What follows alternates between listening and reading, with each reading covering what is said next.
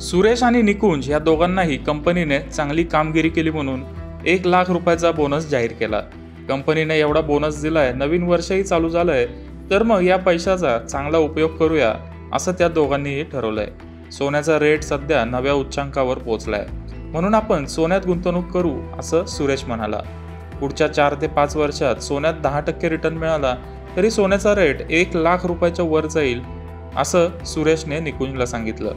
अरे सुरेश, तू म्हणतो ते बरोबर आहे, पण भारताची अर्थव्यवस्था जगातली सर्वात वेगाने वाढणारी अर्थव्यवस्था आहे। त्यामुळे जगातले गुंतवणूकदार आपल्या शेअर मार्केटमध्ये गुंतवणूक करतायत आणि आपण भारतात राहून शेअर्स खरेदी न करणं म्हणजे खूप मोठी चूक आहे असं निकुंज त्याला सांगतो। सुरेश आणि निकुंज या दोघांचेही विचार बरोबर आहेत। पुढच्या काही वर्षात सोन्यात मोठी तेजी येऊ शकते, तर दुसऱ्या बाजूला मागच्या 30 वर्षात शेअर मार्केट आणि म्युच्युअल फंड्सनी सर्वाधिक रिटर्न दिलाय। पुढचे अनेक वर्ष शेअर मार्केट आणि इक्विटी फंड्स इतर ॲसेटच्या तुलनेत चांगला रिटर्न देतील, हे देखील 100% बरोबर आहे। त्यामुळे कुठे गुंतवणूक केली तर सर्वाधिक फायदा होईल याबद्दल सुरेश आणि निकुंज प्रमाणे आपल्या मनात देखील गोंधळ असू शकतो। पण आम्ही तुम्हाला गुंतवणुकीचा असा एक मार्ग सांगणार आहोत ज्या माध्यमातून तुम्ही शेअर्स, सोनं, चांदी, बॉन्ड्स आणि रिअल इस्टेट सारख्या सर्व ॲसेट्समध्ये गुंतवणूक करू शकता आणि या सगळ्यांपेक्षा जास्त रिटर्नही मिळवू शकता। हा मार्ग आहे multi asset allocation fund.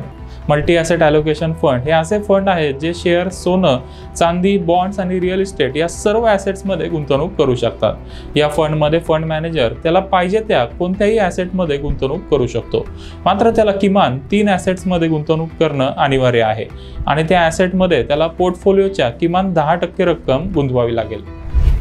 Multi asset allocation fund ही हायब्रिड म्युच्युअल फंडची सब कॅटेगरी आहे।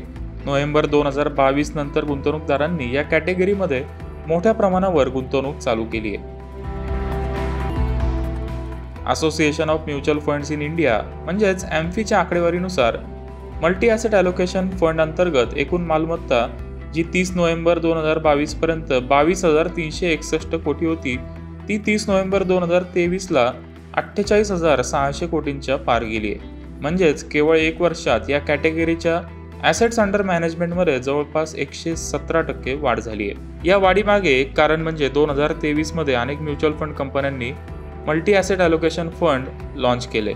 Edelweiss mutual fund, White Oak Capital, DSP, Kotak आणि इतर अनेक कंपन्यांनी multi asset allocation funds launch केले। जानेवारी 2024च्या सुरुवातीला Sundaram mutual fund, Mirae Asset आणि बंधन AMCने मल्टी ॲसेट ॲलोकेशन फंड चालू करण्याची घोषणा केली आहे। त्यामुळे लवकरच या कंपन्यांचे फंड्सही बाजारात येऊ शकतात। सध्या शेअर मार्केट ओव्हरव्हॅल्यूड आहे। मार्केटमध्ये मागच्या 3 वर्षात खूप मोठी तेजी आली आहे। तसेच जागतिक अर्थव्यवस्थेत अनिश्चितता आहे। त्यामुळे गुंतवणूकदारांनी डायव्हर्सिफाईड पोर्टफोलिओ बनवलं पाहिजे असं मत मधुबन फिनवेस्टचे फाउंडर दीपक गगरानी यांनी व्यक्त केलं आहे। अशा गुंतवणूकदारांसाठी मल्टी ॲसेट ॲलोकेशन फंड हा सर्वोत्तम पर्याय आहे। तसेच ज्यांना नवीन SIP चालू करायच्या आहेत त्यांनी मल्टी ॲसेट ॲलोकेशन फंडचा विचार करावा असा सल्ला गगरानी यांनी दिलाय। ज्यांना दर महिन्याला 1,000 रुपयापासून ते 1,00,000 रुपयापर्यंतची गुंतवणूक करायची आहे पण डायव्हर्सिफाईड पोर्टफोलिओ बनवायचा आहे, त्यांच्यासाठी मल्टी ॲसेट ॲलोकेशन फंड हा नक्कीच चांगला पर्याय आहे। गुंतवणूकदारांना एकाच ठिकाणी अनेक ॲसेट्समध्ये डायव्हर्सिफाय करण्याची संधी देणं हा या फंडचा मुख्य उद्देश आहे। ज्या ॲसेटमध्ये कमी जोखीम आहे आणि चांगला रिटर्न मिळण्याची शक्यता आहे अशा ॲसेटमध्ये फंड मॅनेजर जास्त गुंतवणूक करतो। त्यामध्ये चांगला रिटर्न मिळाला की प्रॉफिट बुक करतो आणि दुसऱ्या ॲसेटमध्ये गुंतवणूक वाढवतो। एका ॲसेटमध्ये मंदी असेल तर दुसऱ्या ॲसेटमध्ये संधी असते आणि अशा संधीचा फंड मॅनेजर पुरेपूर फायदा करून घेतो आणि त्यामुळे मल्टी ॲसेट ॲलोकेशन फंडमध्ये गुंतवणूकदारांना चांगला रिटर्न मिळतो। मल्टी ॲसेट ॲलोकेशन फंडचा आणखी एक फायदा म्हणजे जेव्हा फंड मॅनेजर एखाद्या ॲसेटमधून प्रॉफिट बुक करतो त्यावेळेला कोणताही कॅपिटल गेन टॅक्स भरावा लागत नाही। ज्या वेळेला गुंतवणूकदार युनिट्स रिडीम करेल त्याच वेळेला त्याला कॅपिटल गेन टॅक्स भरावा लागतो। यामुळे गुंतवणूकदारांची टॅक्स लायबिलिटी कमी होते। पण युनिट्स विकल्यावर किती टॅक्स भरावा लागतो ते आता जाणून घेऊया। फंडमध्ये इक्विटी गुंतवणूक 35% कमी असेल तर मिळणाऱ्या नफ्यावर गुंतवणूकदारांना डेट फंड प्रमाणे टॅक्स भरावा लागतो। जो काही रिटर्न मिळेल तो गुंतवणूकदाराच्या उत्पन्नात ॲड केला जाईल आणि त्याच्या टॅक्स स्लॅबनुसार इन्कम टॅक्स भरावा लागेल। जर फंडमध्ये इक्विटी गुंतवणूक 35% जास्त पण 65% कमी असेल आणि 3 वर्षाच्या आत युनिट्सची विक्री केली तर गुंतवणूकदाराच्या टॅक्स स्लॅबनुसार short term capital gain tax भरावा लागेल.